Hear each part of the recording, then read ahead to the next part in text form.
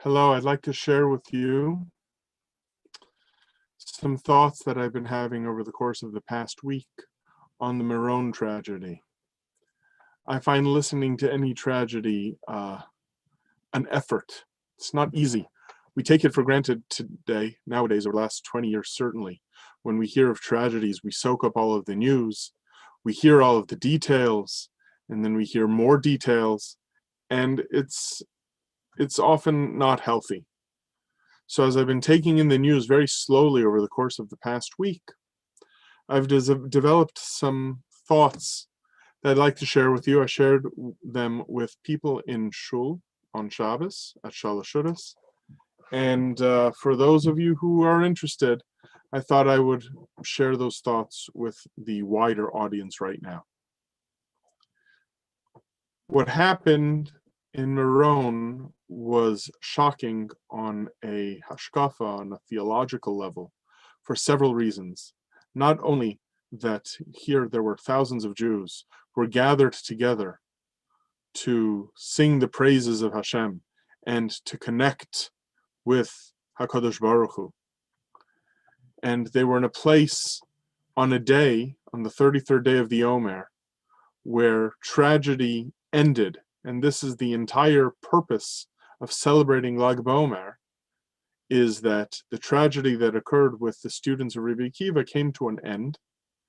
And as a result, there was a simcha of a new beginning.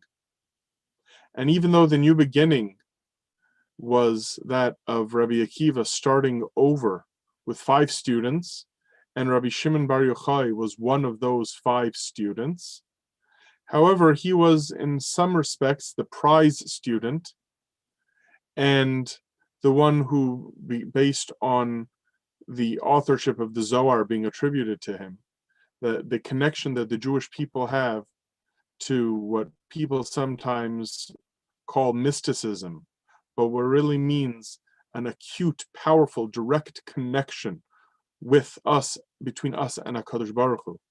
And the end of Avelus, the idea of experiencing Avelus and sadness and tragedy, specifically on Lag BaOmer, and specifically among Jews, whose only desire at that point in time was to feel a closeness and a simcha. And that it's very clear, as the stories have been coming out over the course of the past week, that the 45 people whose lives were lost were not just regular people, but they were Jews of the highest caliber. They were heroic. Many of them were tzaddikim, pure neshamos, which makes it even more tragic. So my thoughts have been varied and have been mixed. And one of the thoughts that I've had is that somehow we need to approach this with a kind of wisdom that combines the various facets of what occurred.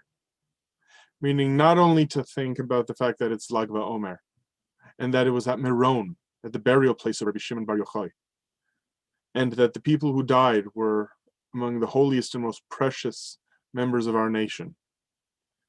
And also needs to take into consideration the fact as to how it happened, meaning the tragedy of basically what we could call a failure of proper engineering, meaning it wasn't a terrorist attack. This was not our enemies. We can't say about these 45 souls, Hashem yikom damam, may God avenge them. There's no matter of vengeance over here. It was an architectural and a civil engineering tragedy. So how are we to understand everything else and to connect to HaKadosh Baruch Hu in terms of understanding what we should do, in following the Gemara's advice of Yimashmesh b'ma'asav, that when tragedy happens, we need to inspect our own deeds. But if there was a civil engineering disaster having to do with poor planning, how are we to understand that? So what I've been thinking is that in order to look maybe for some answers, we need to look back to the story in the Gemara that sets up the story of Rabbi Shimon Bar Yochai. The story is found in Masechta Shabbos, Daf Lamed Gimel Lamed Daled, and it talks about the life of Rabbi Shimon Bar Yochai, including his 12 and then ultimately 13 years in the cave and coming out of the cave, It's a stunning story. It's found in the Gemara. This is not part of the Zohar tradition, but it's part of the Gemara's tradition as to who Rabbi Shimon Bar Yochai was. And there are a couple of elements in the stories that stand out that I think are especially relevant that I want to share right now. The story of Rabbi Shimon Bar Yochai in the Gemara begins by telling us of a discussion that he was having with some of his colleagues, whether they should praise the Romans, meaning, what do we think about the Romans? He was being asked this in the second half of the 2nd century, and the Romans had killed his Rebbe, Rabbi Akiva, had wiped out tens of thousands of students of Rabbi Akiva, hundreds of thousands of Jews throughout the Holy Land, and now they were discussing, what do we think about the Romans? Yes, the Romans have oppressed us and they've done all these awful things, but they've built up the infrastructure of Eretz Yisrael. What do we think about them? So Reb Shimon Bar Yochai says, why do we need to praise them or thank them for their infrastructure? The entire purpose of their infrastructure is just to increase immorality and to increase their taxation of the Jewish people and to crush us, to ruin us morally and to crush us materially and financially. Why we have to say thank you? And when the Romans heard of Reb Shimon Bar Yochai's attitude, they wanted to kill him. They saw in him, in his rejection of Roman society and Roman government and Roman engineering, they saw the potential for another revolt. Imagine, another Bar Kokhba revolt, soon after the previous one that they had spent thousands and thousands and thousands of Roman soldiers' lives to defeat. So they wanted to kill him. And so he hid in a cave for 12 years. And when he came out of the cave, he and his son, they witnessed that people were not learning Torah anymore. Apparently, the Roman oppression had had a terrible effect on the Jewish people. And they noticed that people were just busy working and there was no more Torah learning, at least not in the quantity and quality that they had learned to expect before they went in the cave. And they judged everyone. The Gemara says that everywhere they looked burst into flames, meaning they had a very strong, what we might call ayin hara, a tremendous amount of resentment and judging of what they saw. And Hashem told them, they heard a heavenly echo that said, go back to the cave. And so they went back to the cave for another year, a 13th year. And then when they came out of the cave, there are two stories that stand out that the Gemara mentions. The first story is that the son, Rabbi Shimon Bar Yochai's son, Rabbi Elazar, was still extremely judgmental. But Rabbi Shimon Bar Yochai said, look, you don't have to be judgmental, because even if the Torah study that God expects out of the world can be accomplished with just you and me, then you and I can justify the entire world. The rest of the world can continue to function. They still need to make money. They still need to make a parnasa. The world still has to function. But the second thing that happened was that they noticed a Jew, a simple Jew, walking home, rushing home for Shabbos, holding two hadassim, two myrtle branches. And these two hadassim, they said, why are you carrying two hadassim? And he said, one is for Zachar and one is for Shamar. Meaning that there was a symbolism that he was showing his own appreciation. This man in the street was showing his appreciation for Shabbos. And Reb Shimon Bar Yochai said, look how precious the Jewish people are, that they're still connected in this symbolic way, carrying home two hadassim branches, which is, by the way, the source for us nowadays, that everyone lights a minimum of 2 lights before Shabbos. Even though you only have to light one according to halacha, lahadlik ner shel Shabbos, yet 2 are lit, one for Zachar and one for Shamar, to remember the 2 ways that the commandment of keeping Shabbos is given in the 2 versions of the 10 commandments of the Aseret HaDibros. So this appreciation, this love of the Jewish people, even the working Jewish people, not only the learning Jewish people who work hard to do mitzvos, this appreciation and love for their fellow Jew that was lacking the first time they came out of the cave. And then the second point that I want to mention now, which is extremely important to exactly what happened. Rabbi Shimon said, since a miracle happened to me, I need to make a repair. In fact, this might be one of the earliest sources for the idea, which has become a cliche in much of the Jewish world, of tikkun olam. I have to be metakein something. I have to fix something. So what did Reb Shimon do? He went back to his town, and he saw that there were a number of graves that were uncertain and not taken care of, that were scattered throughout the community, making it very difficult for people to walk through the community. Kohanim didn't want to walk there because a Kohen is not allowed to walk on a grave. Other people might not want to walk there if they need to maintain a level of ritual purity. It was very difficult to manage. So he said, I'll fix it. And he went back and he did the research and he found which graves were real graves and which graves were false graves and what was misunderstood. And he fixed the town. And even though there were some old timers in the town who were resentful, and they said, look at this, Reb Shimon comes to town, and now he's declaring that graves are tahor, are pure. And Reb Shimon gave this man a good shtickle musar. He gave him a real pachin panim, as they say, and he put him in his place. I'm not going to use the words that the Gemara uses, which are very strong, and I don't have a good explanation for right now. But what he said was, listen, I am here to fix something. And if I'm here to fix something, you, who didn't bother fixing any of this, have no business criticizing me for trying to make this tikkun. And he made this tikkun. Since this miracle happened, he made this tikkun, and he fixed this engineering problem that existed in the city. And I want to use that story, which I just abridged for you. Like I said, you can take a look in the Gemara, Shabbos 33 and 34, which discusses it, that what Reb Shimon did was he came to several realizations that I think are realizations that we can have in the wake of this tragedy.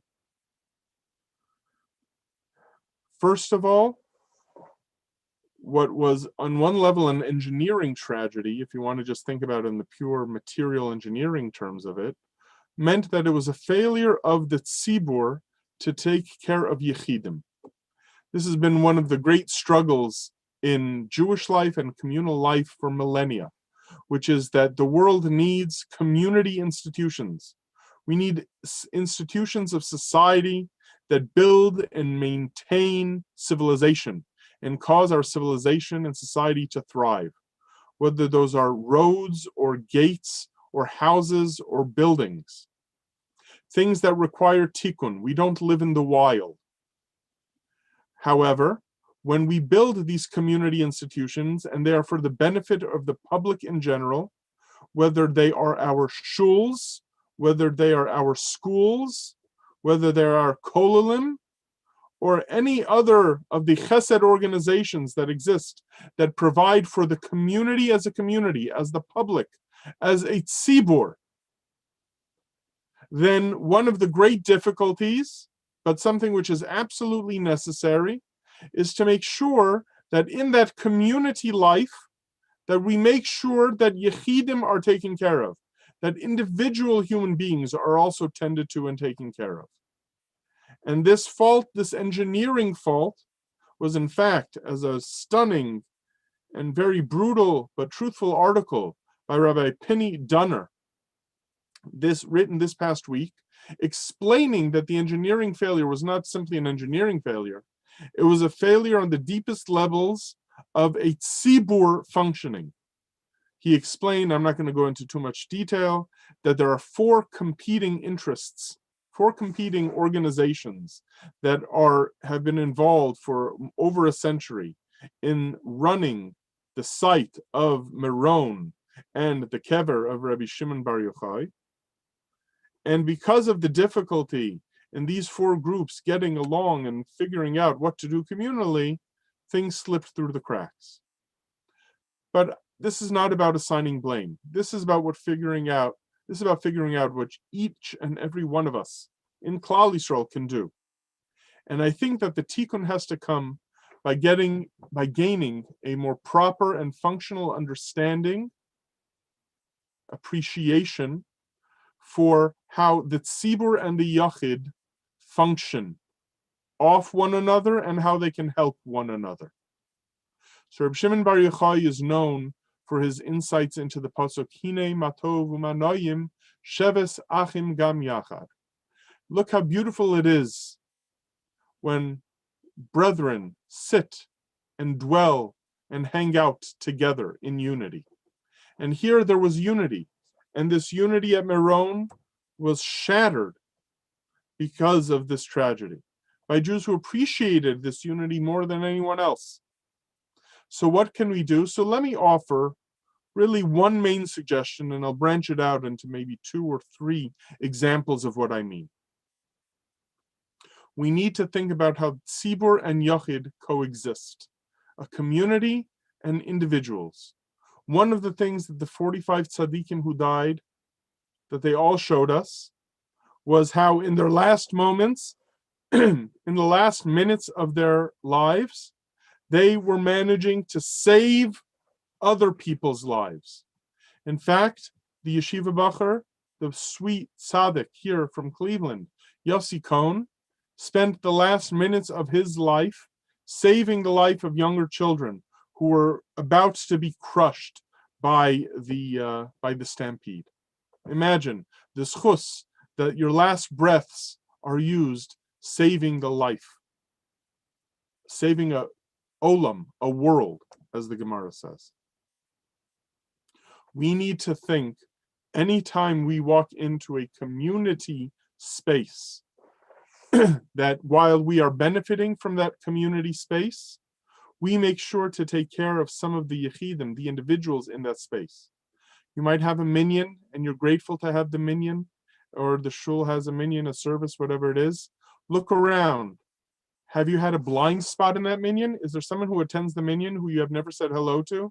Either because you have a blind spot for him and you never noticed him or her for that matter, or because you and he have been davening in the same place for such a long time, and now you feel embarrassed going over to them and say, you know, I just realized we've been davening in the same shul for 3 years and I don't even know your name. We don't want to do that, but sometimes it's necessary. We cannot allow the tzibur to crush the yachid and render him invisible. So that's something that individuals have to do. You walk into a shul, and those of us who are in charge of a shul, whether you're the rabbi, whether you're the gabbai, whether somehow you're enough of a chevraman, meaning enough of a sociable person, that you know who people are, or people know who you are. You have an added responsibility, even if you're not on the board, even if you're not an officer of the organization, to go ahead and to make that yachid, that individual, feel special. There's a story that I've heard, and I've heard it from 2 sources, 2 opposite sources in a way. But one of the versions of the story I heard was that somebody came to the 6th Lubavitcher Rebbe, the Rebbe Rayatz. And apparently he was extremely busy at that time during that week or month of his life with many meetings trying to set up and create communal institutions. And he had arranged, somebody came to talk to him about some private, I'll call minor personal concern. And the people around him were bothered because his time was spent structuring, helping organizations, the tzibur, his Hasidus, Jewry in America. And somebody close to him said, why did you have this meeting with this person? And the 6th Lubavitcher Rebbe said, if I cannot make time for Reb Yisrael, I have no business doing anything for Klal Yisrael. And a very similar story was told by Rabbi Moshe Scherer. And in fact, he might have heard that story about the 6th Lubavitcher Rebbe as well. The same idea, that you're going to care for Klal Yisrael, you need to make sure to do it in a way that you care for Reb Yisrael.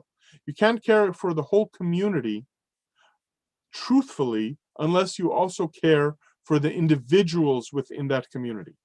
This adds a special spin, if you will, to the general advice that I might have been able to give. Listen, because of this tragedy, you should like people, or you should be better at Ahavas Yisrael. This is not just general Ahavas Yisrael talk of love your fellow as yourself. This is the combining of 2 distinct forms of Ahavas Yisrael. There's the Ahavas Yisrael that's known as Yesod, meaning where you connect with another individual human being. And then there's the Ahavas Yisrael of Malchus, where you care for the community. And there needs to be a combination of these 2, of Yesod and Malchus, Yichud Kuchabrichu Ushchinte, meaning that you can connect with an individual, and you should also connect with HaKadosh Baruch Hu's people as well. So this is what I have been thinking and trying to focus on over the course of the past week, and I hope it can give anyone who's listening a sense of how to maybe approach this in a way that takes all of the different pieces of this tragic puzzle, to take all these pieces together. to understand that we need to fix what we can in the community and to fix